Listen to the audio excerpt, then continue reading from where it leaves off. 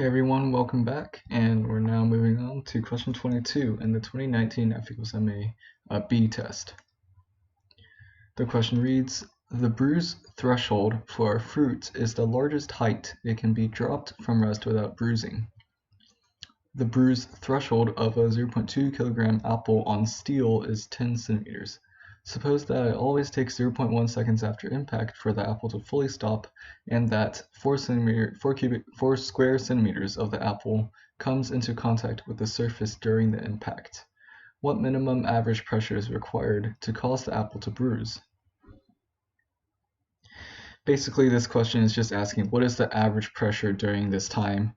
What is the average pressure for the apple to stop moving after it's dropped? So if we recall, the equation for pressure is equal to force over area, right? We are given the area. The area is 4 square centimeters, right? That's in contact with the surface. So now let's try to find the force. Oh, and by the way, this it says 4 centimeters squared of the apple comes into contact with the surface during the impact. So we'll assume that this is the average surface area that comes into contact. So that's what we want, right? Because we just want to find the average pressure required. So how do we find the average force required? Well, we could use momentum calculations. So if you recall, change in momentum over change in time is equal to the force, right? So the force that is required to change the momentum, that's equal to whatever the change in momentum is divided by the change in time.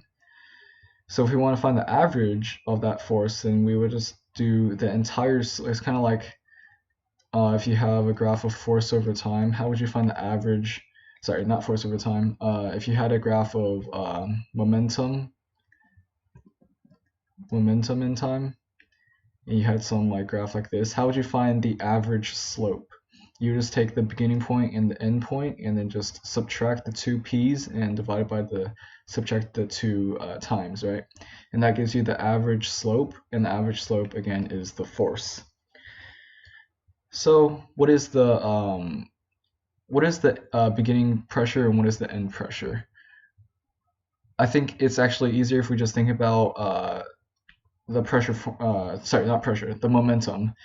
So what is the beginning momentum? What is the change in momentum basically throughout this entire process? Well, it starts off at a speed caused by gravity, and the gravitational, so if we can just use energy, 1/2 mv squared is equal to mgy, right? And this gives us the velocity initial, and we calculate the momentum initial. So cancel out the m's, and we're given that y that is 10 centimeters, right? So 0.1 meters, and that's the height it takes for it to bruise.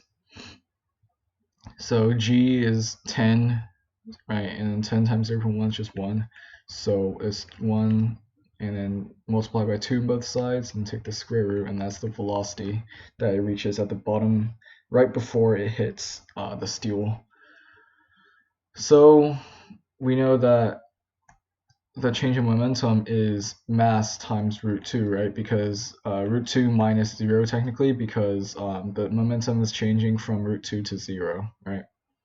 And the time it takes for that to happen, we are given is 0.1 seconds, right?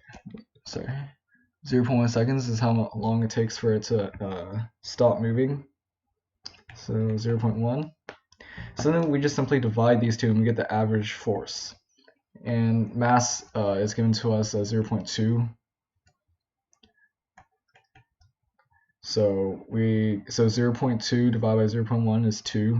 So that means that this force is equal to 2 root 2. Okay. So now we can just plug this back into here. So the pressure is force, which is 2 root 2 divided by the area, which is 4 square centimeters. And what is that in meters? That's so 4 centimeters squared, and you know that 100 centimeters is 1 meter, and you have to square this, right? So the final answer you get is, if you just plug this into the calculator, 2 square root of 2 divided by 4 times 100 squared. It's about 7071. Well, actually, it's exactly 7071 pascals.